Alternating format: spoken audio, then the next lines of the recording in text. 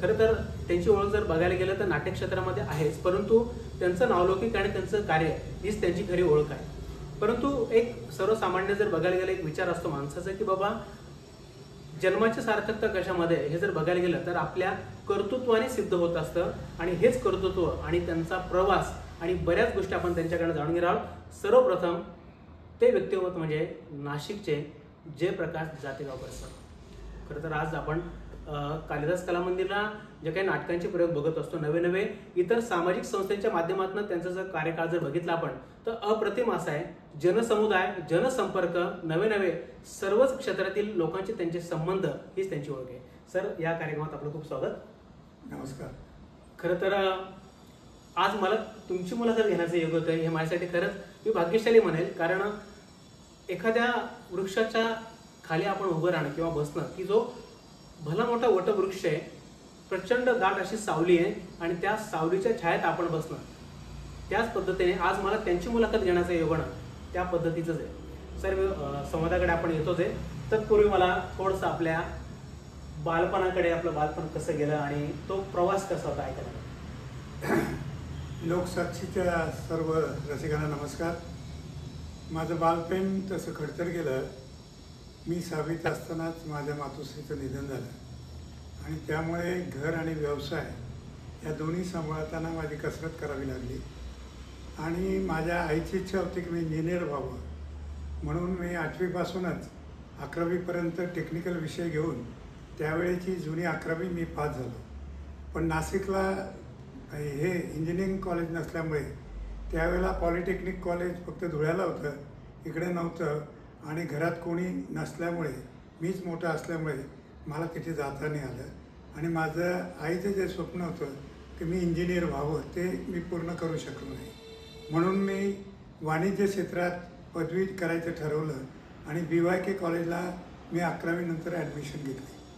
Admission घेता घेतातच मला असं वाटलं की बाबा आपले वडीलच एकटं सर्व काम करत आहे, आपणही काही व्यवसाय करावा.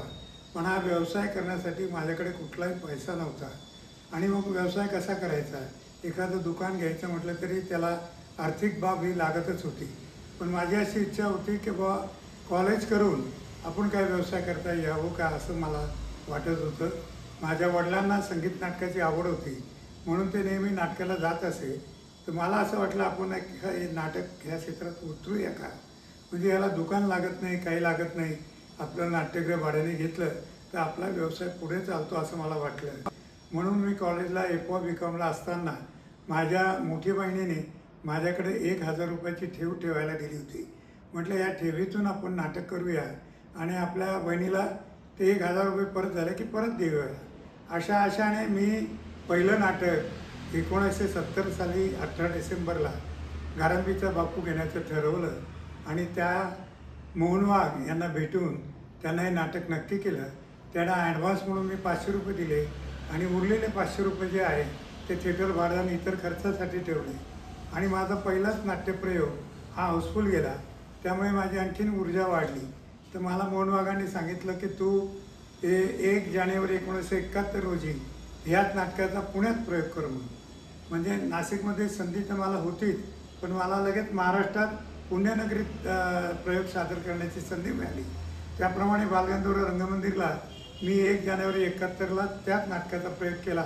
पण मला जे प्रयोगात पैसे मिळाले होते ते संपूर्ण पैसे माझे पुण्याच्या नाट्यप्रयोगात गेले.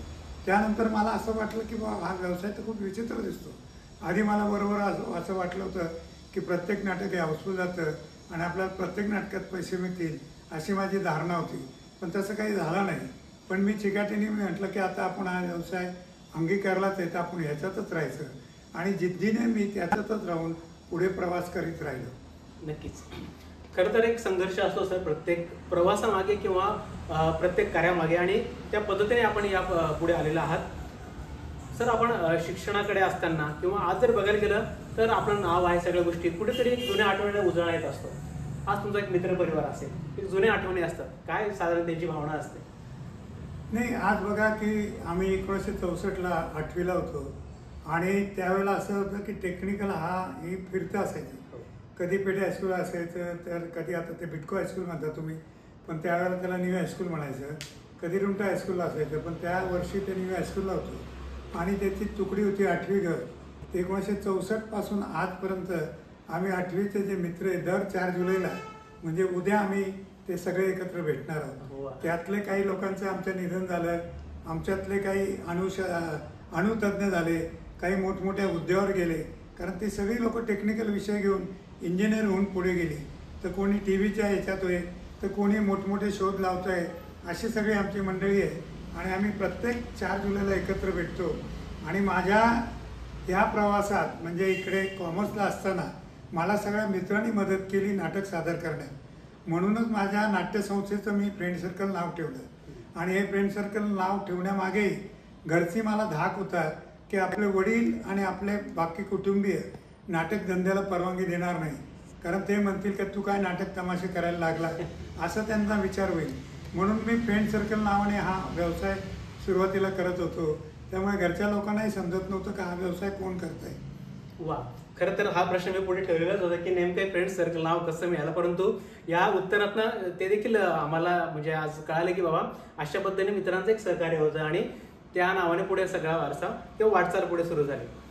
मित्रांचं एक गोष्ट सांगायची राहिली. मित्रांचं इतकं सहकार्य होतं की माझे जळगावचे मित्र मणियार म्हणून होते आणि मी जळगावला नटसम्राट लावलं होतं. तर त्यांनी नवीन साऊंड सिस्टीम घेतली आणि ती साऊंड सिस्टीम पूर्वी त्यावेळेला रिक्षा आणि तांग्यावर जाहिरातीची होती, त्याच्यावर लावली. आणि जळगावमधलं सर्वात सुंदर जे ठिकाण होतं ते शास्त्री टावर, त्या शास्त्री टावरच्या खाली तिकीट विक्री ठेवली.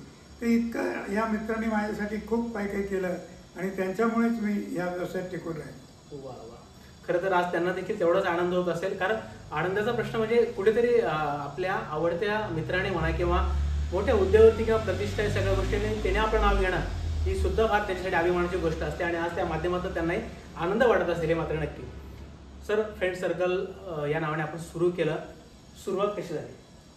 सुरुवात मी तुम्हाला सांगितलंच की मी माझ्या बहिणीच्या दिलेल्या उसन्या पैशावर सुरुवात केली आणि त्यानंतर याच्यातच मी पाय रोवला आणि या पाय रोवताना निर्मात्यांचा विश्वास मिळवला. त्यामुळे जे काही मला निर्माते जोडले गेले, मग ते मोहन वाघ साहेब असतील चंद्रलेखाचे, कलावैभवचे मोहन तोंडवळकर असतील, गोवा हिंदू असोसिएशनचे रामकृष्ण नाईक असतील, मुंबई मराठी साहित्य संघाचे भालेराव असतील आणि नाट्य संपदाचे प्रभाकर पणशीकर असतील, असे नाना पगार असतील, प्रोडक्शनचे मच्छिंद्र कांबळे असतील किंवा चिंतामणी थिएटरच्या लताताई नार्वेकर असतील, माऊली थिएटरचे उदय धुरत असतील, प्रमोद धुरत असतील, त्याचप्रमाणे चौरंगचे अशोक खंडे असतील, या सर्वांनी मला खूप मोठी साथ दिली. त्याचप्रमाणे संगीत क्षेत्रात जे आहे त्या संगीत क्षेत्रातही जे व्यास मंडळी आहे यांनी मला कायम साथ दिली. या साथीमुळे मी सातत्याने प्रयोग करत राहिले आणि सुयोगचे सुधीर भट असतील की ज्यांनी त्यांच्या पहिल्या प्रयोगापासून सुधीर भटने मोरूची मावशी, ब्रह्मचारी या जुन्या नाटकाला परत त्यांनी प्राधान्य दिले.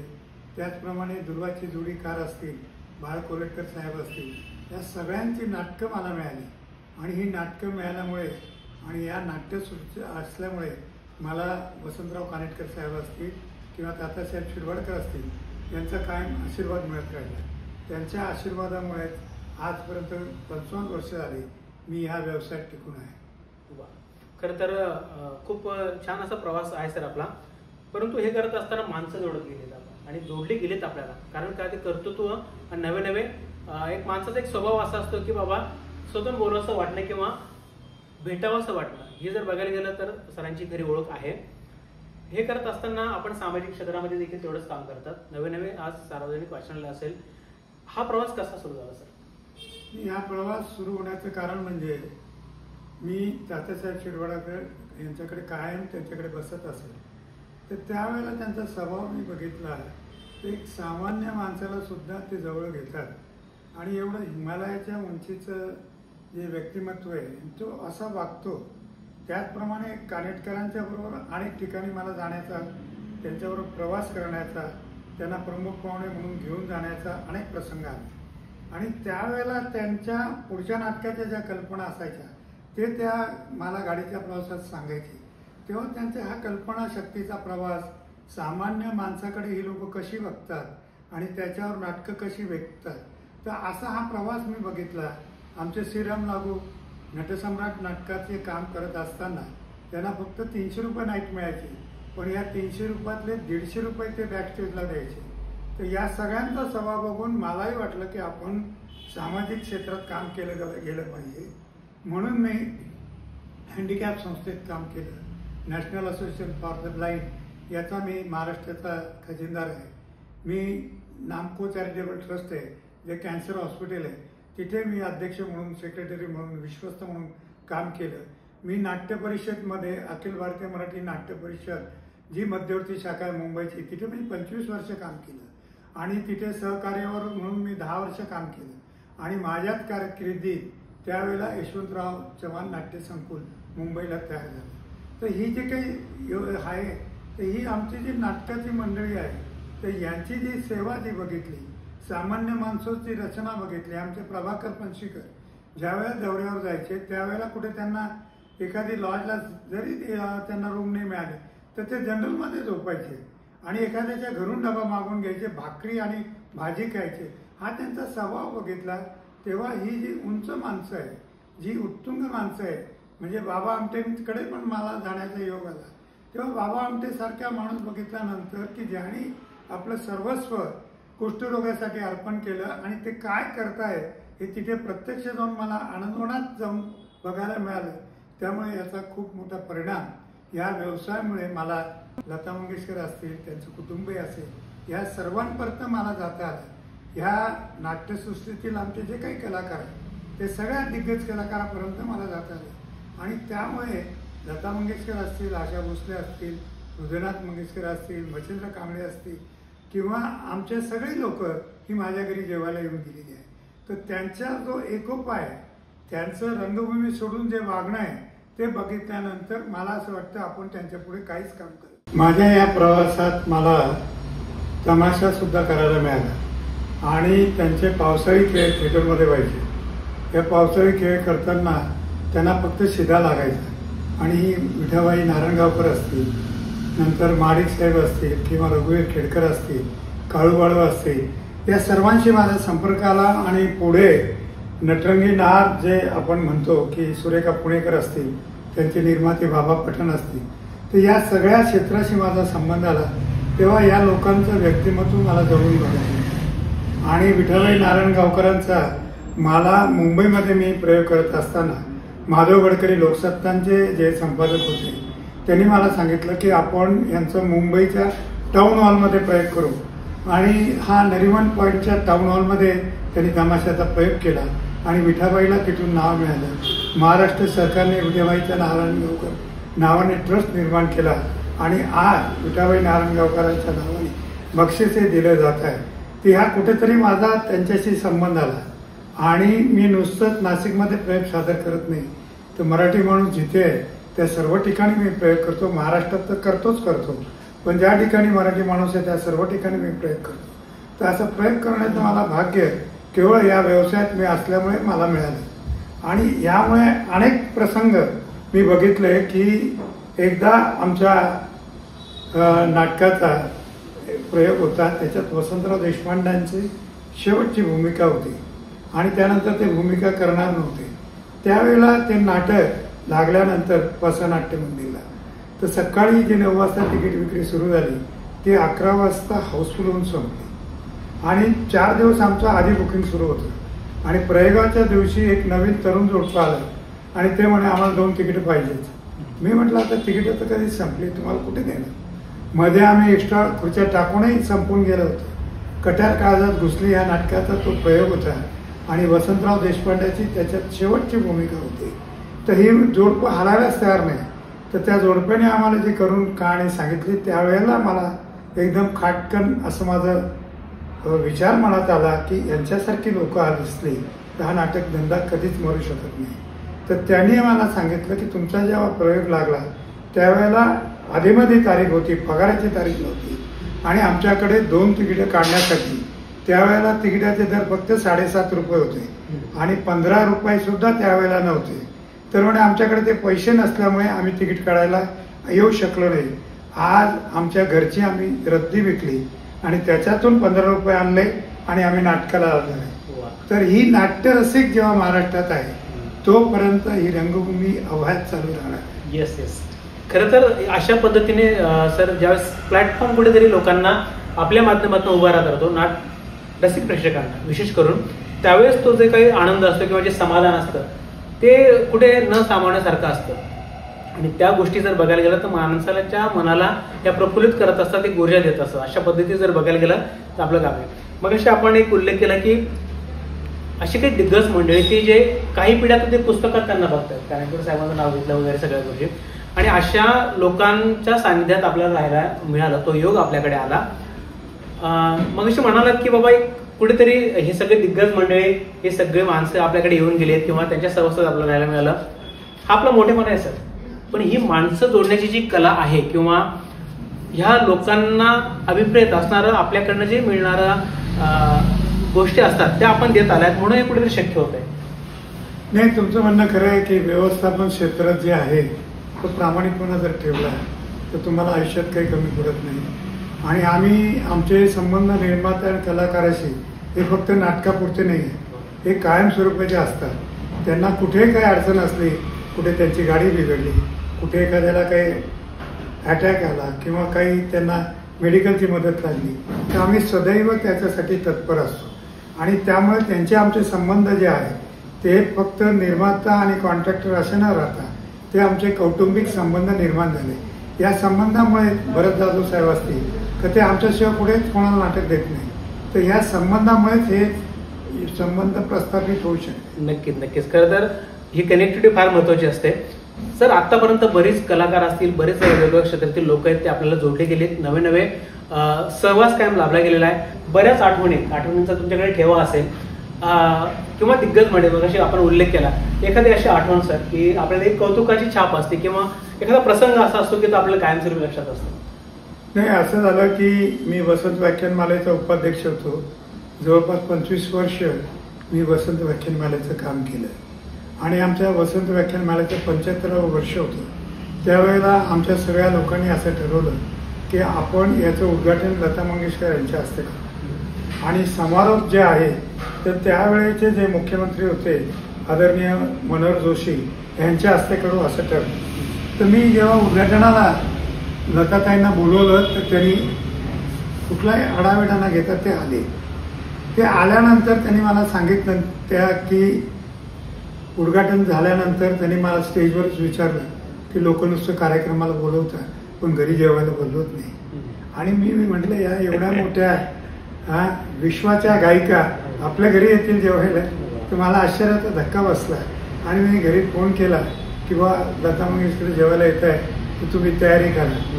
तर आमच्या मिसेसनी त्यांना काय आवडतं म्हणून त्यांच्या घरी किंवा इतर ठिकाणी फोन करून त्यांना पापडाची भाजी आवडायची आणि जिलबी आवडायची, तर त्या गोष्टी केल्या हे मी विसरू शकत नाही. आणि दुसरी महत्त्वाची गोष्ट की मी रोटरीचा पण अध्यक्ष होतो. तर रोटरीचा अध्यक्ष असताना नाशिक भूषण हा पुरस्कार त्यावेळेला देण्याची प्रथा होती, आज पण ती आहे. तर त्यावेळेला सर्वांना देऊन झालं होतं, म्हणजे वसंत कानेटकर असतील किंवा राठी साहेब असतील व उद्योग क्षेत्रातले या सगळ्यांना देऊन झालं होतं, पण तात्यासाहेब शिरवाडकरांना दिलं नव्हतं. आणि त्याच वर्षी तात्यासाहेब शिरवाडकरांनी महाराष्ट्र भूषण हा त्यावेळेला 5 लाखाचा जो पुरस्कार होता तो नाकारला होता. तर मी म्हटलं की आपला रोटरीचं तर हे तुमच्या समोर ही बघा की एवढी ट्रॉफीच तर द्यायची, ही मला मिळालेली आहे नाशिक भूषण म्हणून 2 वर्षापूर्वी, तर एवढीच ट्रॉफी द्यायची. तर मी भीत तात्यासाहेबांना विचारायला गेलो की तुम्ही आमचा नाशिक भूषण पुरस्कार स्वीकाराल का?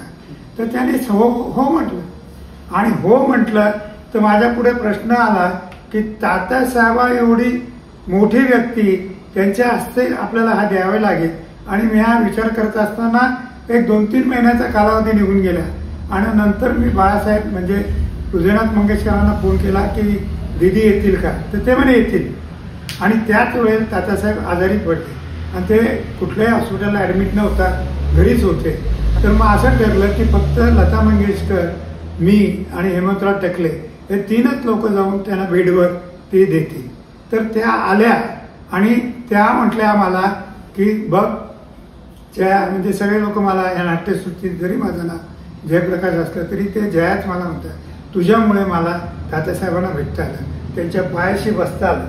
तर ही फार मोठी आठवण माझ्या भोवती आहे आणि अशा अनेक आठवणीचा धांडोळा माझ्यावर आहे आणि त्यामुळेच मी घडलो आणि मी आज जे काही कार्य करतोय ना तर यामागे या सर्वांचे आशीर्वाद आहे. नक्कीच नक्कीच फार महत्वाची गोष्ट आहे आणि खरं तर या माध्यमातून आज देखील आम्हाला कळालं की ह्या सगळ्या गोष्टी किती एक आल्हाददायक आहेत किंवा ऐकायला आपल्याला इतका जो आनंद होतो की तुम्ही अनुभवल्यात प्रत्यक्ष ते एक इमॅजिन जरी केलं ती कल्पना त्यावेळेस की बाबा ते तो प्रसंग कसा असेल, ती वेळ कशी असेल आणि हे फार कमी लोकांच्या आयुष्यात जर बघायला गेलं तर आपल्याला बघायला मिळतं. सर हा सगळा प्रवास सुरू असतो आपला आणि या प्रवासामध्ये खरं तर आपल्या घरच्यांचं देखील योगदान असतं किंवा ही सगळी धावपळ आणि मग घराकडे कसं लक्ष देणं वगैरे कसा सगळा हा प्रवास होता. काय झालं की बघा की पूर्वी नाटकात कायम रात्रीची नाटकं व्हायची आणि एक दिवशी मला तात्यासाहेबांनी बोलून घेतलं आणि त्यांनी मला सांगितलं की अरे आता नाशिक वाढत चाललं आहे, आपण दुपारचे प्रयोग केले पाहिजे, संध्याकाळचे प्रयोग केले पाहिजे. तर म्हणून त्यावेळेला सुरू झाले.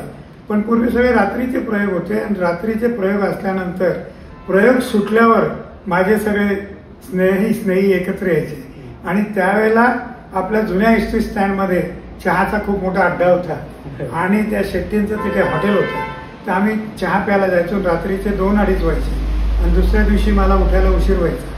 पण माझा हा सगळा प्रवास माझ्या जे सौभाग्य होते रजनी जातेवर यांनी सांभाळला आणि त्यांनी हा नुसता सांभाळला नाही, त्यांनी पाहिलं की आपल्या नवऱ्याचा धंदा हातभट्ट्याचा आहे म्हणून त्यांनी विमा एजन्सी घेतली आणि विम्याचं काम ते करतात आणि मला आमचं लग्न 1972 साली झालं.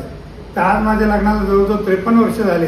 आजपर्यंत या संसारासाठी माझ्याकडून त्यांनी एकही रुपया घेतलेला नाही आणि त्यांनी नुसतं माझ्याकडनं रुपया नाही घेतला. माझे दोन्ही मुलं ही त्यांनी डबल ग्रॅज्युएट केली, शिक्षित केली. एकाला आर्किटेक्ट केलं, एकाला BCom आणि MBA केलं. या दोघांची लग्न झाली आणि मला आज 4 नातू आहे. माझा मोठा नातू आज माझ्या या व्यवसायात 3री पिढी म्हणून येतोय. तर अशी सगळी जी भूमिका असते म्हणजे घरात खूप काही नातेवाईकांना सांभाळायचं असतं, घरात काही कार्य निघतात, घरात घेणं देणं असतं नातेवाईकांमध्ये, घरात मानपान असतो. ही सर्व माझ्या बायकोने म्हणजे रजनी जातेवकर हिने सांभाळली आणि तिची साथ असल्यामुळे मी हा हातभट्ट्याचा व्यवसाय आजपर्यंत करू शकतो. वा, खरं तर त्या माऊलीला देखील तेवढं जर बघायला गेलं तर वंदन म्हणूयात, आपण आभार म्हणूयात. कारण का ह्या पद्धतीने जर बघायला गेलं तर प्रत्येक स्त्रीचं एक सामर्थ्य असतं आणि ते जर बघायला गेलं तर आज साहेबांना प्राप्त झालं. म्हणून तर आज हे सगळं विश्व जर बघायला गेलं तर त्यांनी उभं केलंय आणि फार महत्वाची गोष्ट आहे ती. आणि आपण कुठेतरी एक जसं नेहमी म्हणतात की सामाजिक दायित्व असतं, समाजाचं देणं लागत असतं. पण समाजाचं देणं लागत असताना परिवाराची सुद्धा एक भूमिका पार पाडावी लागते. पण अशा पद्धतीने ते योगदान दिल्यामुळे आज त्यांना त्या गोष्टी सहज करता येणं शक्य झालं. सर आता परत मी आपल्या रंगभूमीकडे येणार. खरं तर आज प्रचंड स्पर्धा आहे आणि या स्पर्धेमध्ये जर बघायला गेलं तर सामाजिक संस्था असेल, सामाजिक कार्य असेल, या प्रत्येक क्षेत्रामध्ये कुठेतरी एक चढाओढ निर्माण झाली. आणि पूर्वीचा काळ आणि आत्ताचा काळ या सगळ्या क्षेत्रामध्ये काय डिफरन्स आहे याकडे आपण कसं बघता? नाही, कुठलंही कार्य तुम्ही जर मनापासून केलं तर बघा, मी 77वं नाट्य संमेलन केलं, 94वं मी साहित्य संमेलन केलं. नाटकात साहित्य संमेलन नाट्य संमेलन घेणारा मी एकमेव आहे. परंतु जेव्हा आपण ठरव पाडायचं तर ते पार पाडलं जातं. आता तुम्ही बघा की नाट्य संमेलन ज्या वेळेला मी घेतलं त्यावेळेला हृदय आपलं बाळासाहेब ठाकरे साहेबांची माझी भेट झाली. मोहन वाघ मला त्यांच्याकडे घेऊन गेले आणि मी बाळासाहेबांना विनंती केली तर तुम्ही आमच्या संमेलनाच्या उद्घाटनाला द्या. तर त्यांनी मला विचारलं की संमेलनाला कोण कोण आहे. म्हटलं तात्यासाहेब शिरवाडकर आहे, वसंत कानेटकर आहे. तर ते म्हणे मला यायला आवडेल त्यांच्याबरोबर. तर ते म्हणे तुझी वेळ काय? तर मी म्हटलं माझी वेळ सकाळची 9 वाजताची. नाही म्हणे की मला यायला जमणार नाही, मी उशिरा उठतो, पण मला तुला शुभेच्छा आहेत, तुला काय पाहिजे ते सांग. तर मी त्यांना म्हटलं की बा या जे संमेलन असतं त्याला शासन 5 लाख रुपयाची मदत देते, तर तुम्ही यंदा मला 5 लाख रुपये जास्त द्या. ते म्हणे कशासाठी? तर म्हटलं या 5 लाखातून मला कानेटकर आणि शिरवाडकर पुरस्कार सुरू करायचे आहे. शिरवाडकर पुरस्कार लेखन पुरस्कार सुरू करायचा आहे. कानेटकर पुरस्कार हा अभिनेता पुरस्कार सुरू करायचा आहे. त्यासाठी मला लागतील तर 5 लाखाचं त्यावेळेला व्याज जास्त होतं बँकेचं. तर मला म्हटलं 75,000 रुपये मिळतील, मी 25,000 रुपये या दोघांचं बक्षिसाला देईन आणि 25,000 कार्यक्रमाला देईन. तर त्यांनी मला सांगितलं एका शब्दात की मी जरी उद्घाटनाला येऊ नाही शकलो तरी हे तुझं काम मी करतो. तर असं शब्द देणारी माणसं होती. आणि त्यामुळे ज्यावेळेला आता साहित्य संमेलन घेतलं त्यावेळेला करोना काळ आला होता आणि करोना काळानंतर साहित्य संमेलन होणार होतं आणि त्या करोना काळात नुकताच गेला साहित्य संमेलन म्हणजे जगातलं पहिलं हे संमेलन होतं करोनानंतर की जिथे इतकी लोक एकत्र आली आणि ते केवळ भुजबळ साहेब या स्वागताध्यक्ष होते, त्यांच्यामुळे ते घडू शकले. त्यांनी मला सांगितलं तुम्ही पैशाची काळजी करू नका, किती पैसे लागले तरी चालेल, पण हे संमेलन जे आहे ते दिमागदार झालं पाहिजे. तर ही अशी लोक भेटत गेली. नाट्य संमेलनाच्या वेळेला आदरणीय डॉक्टर आयरे साहेब होते आणि ते आरोग्यमंत्री होते, ते आमच्या पाठीशी होते, त्यांच्यामुळेच हे शक्य झालं. आणि त्यावेळेला जे आम्हाला पैसे उरले त्यामुळे नाटकाची अखिल भारतीय मराठी नाट्य शाखा ही आर्थिकदृष्ट्या पण ही मजबूत झाली. आणि त्यावेळेला मी सुरू केलेले जे बक्षीस आहे ते कानेटकर आणि शिरवाडकर पुरस्कार ते आजही चालू आहे. तर त्याच्या मागे बाळासाहेब ठाकरेंचं खूप मोठं योगदान आहे. वा वा, खरं तरी अप्रतिम आणि सर्वात मोठं कार्य जर बघायला गेलं तर म्हणावं लागेल ते. कारण आपण पुढाकार घेतल्याशिवाय जर बघायला गेलं तर होत नाही, पण पुढाकार घेणारा व्यक्ती खरं तर त्याच्या मागे जबाबदारी देखील असते आणि ती पार पाडणं अतिशय कठीण असतं. पण नक्कीच तुमचा जो जनसमुदाय आहे किंवा तुम्हाला सहकार्य करणारे जे लोक आहेत ते देखील त्या पद्धतीने विचार करतात, म्हणून हे सहजरित्या पार पडत असतं. सर, आता सध्या जर बघायला गेलं तर पुन्हा नाटकांना प्रतिसाद खूप चांगल्या पद्धतीने मिळायला लागलेला आहे आणि मी परत या माध्यमातून ते आभार व्यक्त करतो सरांचे की सरांमुळे मला कालिदास कला मंदिरात जे नाटकं होतात, जे कलाकार येतात त्यांच्या मुलाखती घेण्याचा योग मला येतो. त्या ठिकाणी त्यांच्याशी संवाद साधण्याचा एक येतो, प्रेक्षकांशी संवाद साधण्याचा एक येतो. नाटक संपल्यानंतर सुगीचे दिवस आले सर पुन्हा एकदा. नाही, असं नाही म्हणता येणार. नाटकाला कायमच सुगीचे दिवस होते, पण एक तुम्ही जर बघितलं तर रसिक प्रेक्षक जो आहे तो खूप शोषिक आहे. आपलं कालिदासचं रिन्युएशन होण्याच्या आधी कालिदासची अत्यंत वाईट परिस्थिती असताना, टॉयलेट चांगले नसताना, AC चांगलं नसताना, साऊंड यंत्रणा चांगली नसताना एकही दिवस रसिकांनी तक्रार नाही केली. आज आपल्या शहरात मल्टिप्लेक्स जे थिएटर आलेले आहे तिथे अनेक चांगल्या सोयी आहे आणि चांगल्या सोयी असताना सुद्धा लोक आजही नाटकाला रसिकांनी कधी तक्रार केलेली नाही.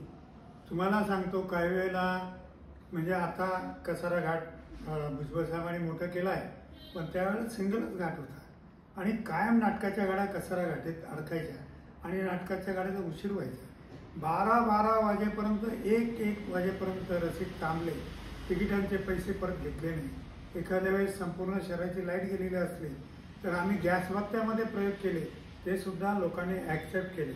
कालिदास रिन्युएशन झाल्यानंतर मध्यंतरी एक दिवशी मे महिन्यात ACचा प्रॉब्लेम आला आणि भरत जाधवांचं हाऊसफुल नाटक होतं. तर मी आणि ते नाट्यप्रयोग रद्द करायची वेळ आली होती. तर मी भरत जाधवांना सांगितलं की तुम्ही स्टेजवर जा आणि लोकांना अनाऊन्स करा की अशी अशी परिस्थिती झालेली आहे आणि AC बंद आहे. तर लोकांनी सांगितलं AC बंद असला तरी चालेल, आम्हाला तिकिटाचे पैसे परत नको, आम्हाला तुम्ही हवे आहात आणि नाटक बघितलं. तर हा जो प्रेक्षक जो आहे, आणि त्या दिवशी तुम्हाला सांगतो त्या दिवशी रविवारच्या दिवशी माझे 4 प्रयोग होते. हे 4ही प्रयोगाला रसिकांनी एकाही प्रयोगाला पैसे परत घेतले नाही. तर हे रसिक जे शोषिक जे महाराष्ट्राचे आहे ना, त्यामुळे आज भारताच्या पूर्ण रंगमंचावर सातत्याने फक्त मराठी रंगभूमी फुलते आहे. त्याला कारण महाराष्ट्राचे नाट्यरसिक. वा वा वा, अतिशय. म्हणजे पाहायला जर गेलं तर ते काही ठराविक अशा गोष्टी असतात, प्रसंग असतात, परंतु त्याही प्रसंगामध्ये त्याची जी दाद मिळते किंवा त्यांचा जो सपोर्ट असतो फार महत्त्वाचा असतो. पण त्याच्यासाठी आपण देखील त्याच पद्धतीने त्यांना ट्रीट करत असतात किंवा सहज प्रामाणिकपणे सगळ्या गोष्टी सांगत असतात, म्हणून त्यांना त्या गोष्टी आवडत असतात. सर, आज जर बघायला गेलं तर तरुण पिढी भरकटत चालली असं म्हणायला हरकत नाही. का? कारण आपल्यासारखी एक व्यक्ती जर बघायला गेलं तर शून्यातनं विषय निर्माण करू शकतं. प्रापंचिक जबाबदाऱ्या सगळ्या सांभाळून, सर्व परिवार सांभाळून, सामाजिक क्षेत्रातलं योगदान, त्याचप्रमाणे नाट्य क्षेत्रातलं योगदान, या सगळ्या दिग्गज कलाकारांबरोबरचा सहवास, या सगळ्या गोष्टी जर एक व्यक्ती करू शकतो, मग मी का नाही करू शकत? कुठेतरी आज कुठल्या तरी व्यसनाधीनतेकडे म्हणा, कुठल्या तरी वाईट विचारांकडे म्हणा, नैराश्यतेकडे आज भरकटत चाललंय. खूप चांगले कलागुण असतात. आपण ज्या नाट्य क्षेत्रात काम करतात, आज एवढे तरुण मुलं आणि मुली की त्यांना या नाट्य क्षेत्रात यायचंय किंवा त्यांना आवड देखील आहे, पण कुठेतरी ब्रेक मिळतोय, थांबतायत, नैराश्याकडे जात आहेत आणि आयुष्य संपत. काय सांगाल? नाही, असं सांगता येणार नाही. ही नवीन पिढी जी आहे, या नवीन पिढीला खूप सुखसोयी मिळाल्या आणि त्या सुखसोयी मिळाल्यामुळे त्यांना जो स्ट्रगल करायला पाहिजे तो स्ट्रगल त्यांना अनुभवता आला नाही आला आणि त्यांना सगळंच लवकर पाहिजे असतं आणि त्या भानगडी तर ते मिळालं नाही की ही मुलं व्यसनाधीन होत चाललेली आहे. परंतु त्याचबरोबर आत्ताची जी तरुण पिढी आलेली आहे ती खूप टॅलेंट आलेली आहे, तर त्यांच्यासमोर जगाचं अख्खं ज्ञानाचं भांडं ते खुलं झालेलं आहे की त्यावेळेला आमच्या पिढीकडे ते नव्हतं, ते ह्या पिढीकडे आहे. तेव्हा नव्याने विश्व निर्माण करणारे खूप नवीन पिढी आहे आणि काही अशी पण पिढी आहे, पण त्याला तफावत आहे. काही लोकांकडे नोकऱ्या नाहीत आहे, पण जितकी तरुण मुलं आहे तितक्या नोकऱ्या भारतात नाही आहे. तर हाही दोष आहे, त्यात आपणही कुठेतरी कमी पडलो आहोत. म्हणून प्रत्येकाने नोकरीच्या मागे न धावता प्रत्येकाने आपल्या पायावर जर उभं राहिलं आणि कुठलाही व्यवसाय केला, त्या व्यवसायातही आपली प्रगती होऊ शकते. माझ्यासारखा माणूस 54 वर्षे या अस्थिर धंद्यात जर टिकू शकतो, तर दुसरे इतके चांगले धंदे की त्याच्यात नफ्याची खात्रीच असते. तर तरुणांना माझी विनंती आहे की कुठल्याही याच्यात न पडता किंवा व्यसनाधीन न होता किंवा ड्रगच्या मागे न धावता आपण कसं स्ट्रगल करता येईल आणि आपल्या कुटुंबाचं नाव आणि कुटुंबाबरोबर देशाचं नाव कसं पुढे नेता येईल यासाठी तरुणांनी पण प्रयत्न केला पाहिजे. नक्कीच सर, खरं तर मोलाचं मार्गदर्शन आहे आणि असं व्यक्तिमत्व ज्यावेळेस आपल्याला कुठे संबोधित करत असतं त्यावेळेस माझं देखील कर्तव्य की त्यावर मी अंमल केला गेला पाहिजे. सर, शेवटचा प्रश्न. आयुष्यात आल्यानंतर प्रत्येकाची इच्छा आकांक्षा असतात की माझं एक स्वतंत्र मस्त घर असावं, गाडी असावी, बंगला असावा, माझं नाव असावं. या सगळ्या गोष्टी जर बघायला गेलं तर ईश्वरी कृपेने आज तुम्हाला सर्वच प्राप्त झालेलं आहे. त्यामध्ये तुमचा संघर्ष आहे, तुमची मेहनत आहे, सगळ्या काही गोष्टी. तरी देखील अजून काय इच्छा आहे अशी, भले ती कला क्षेत्रातील असेल, नाट्य क्षेत्रातील असेल, सामाजिक क्षेत्रातील असेल, काय तुमची एखादी इच्छा आहे किंवा अजून एखादं स्वप्न आहे? माझी एकच इच्छा आहे की जे सार्वजनिक वाचनालय आमचं आहे ते जगातलं समृद्ध वाचनालय व्हावं आणि जगातल्या सगळ्या लोकांनी हे वाचनालय बघायला यावं. कारण आज जर आपण वाचलो तरच वाचणार आहोत आणि पुढची पिढी जर वाचनाकडे आली तरच तिला दिशा मिळणार आहे. तर माझी ही खूप मोठी इच्छा आहे की नाशिकचं जे सार्वजनिक वाचनालय आहे की ज्याला 184 वर्षाची परंपरा आहे आणि भारतातल्या पहिल्या 5 वाचनालयामध्ये ते वाचनालय आहे, तर हे वाचनालय जसं दुबईला असेल किंवा जसं लंडनला असेल की जेव्हा अमेरिकेत असेल, तर असं वाचनालय नाशिकला समृद्ध व्हावं हीच एक प्रामाणिक माझी इच्छा आहे. नक्कीच सर, खरं तर असे विचार येण्यासाठी सुद्धा एक गोष्ट फार महत्वाची असते, म्हणजे फोकस करण्यासारखं आहे. ज्यावेळेस जसं माणसाचं वय वाढत जातं ना, सगळ्या सुखसुविधा सगळं प्राप्त झाल्यानंतर एक अजून फक्त एंटरटेनमेंटचा विचार हा प्रत्येकाच्या आयुष्यात असतो, कोणी असू त्या ठिकाणी. परंतु 54 वर्षाचा हा प्रवास आणि त्यातही शेवटचा प्रश्न आणि शेवटचं स्वप्न किंवा इच्छा विचारल्यानंतर त्यांचं जर समाजाप्रतीच जर काही देणं लागत असेल किंवा समाजाचाच जर विचार करत ते एवढं छान पद्धतीचं त्यांचं ध्येय किंवा विजन स्वप्न असेल, तर मग मात्र हा खूप मोठा आदर्श आहे आणि हे आपल्याकडे घेण्यासारखी गोष्ट आहे. ती मात्र या मुलाखतीतनं नक्कीच मी आपण सगळ्यांनी घ्यावं हे नक्की सांगेल. सर, नक्कीच एका मुलाखतीत सरांचा हा प्रवास संपण्यासारखा तर नाहीच आहे, कारण आले की एवढा मोठा आहे सरांच्या कामाचा, या सगळ्या वर्षांचा एका मुलाखतीत शक्य नाही. तरी सुद्धा आज त्यांनी खूप छान पद्धतीने सर्व माहिती, सर्व प्रवास, सर्व अनुभव त्यांनी आपल्याला कथन केला. तर मी ईश्वरी चरणी, स्वामींच्या चरणी एकच प्रार्थना करेल की बाबा तुम्हाला उदंड आणि उत्तम आरोग्य लाभो. कारण अजून देखील तुम्हाला जर बघायला गेलं तर प्रचंड काम करायचंय. सगळ्या तरुण पिढीसाठी असेल, सगळ्या नाशिकरांसाठी, सगळ्या नाट्य क्षेत्रासाठी असेल, आपल्याला योगदान द्यायचंय. त्यासाठी आपल्याला उत्तम आरोग्य लाभो, अशाच पद्धतीने आपण काम करत राहू. एवढी सदिच्छा व्यक्त करतो आणि थांबतो. थँक्यू. धन्यवाद.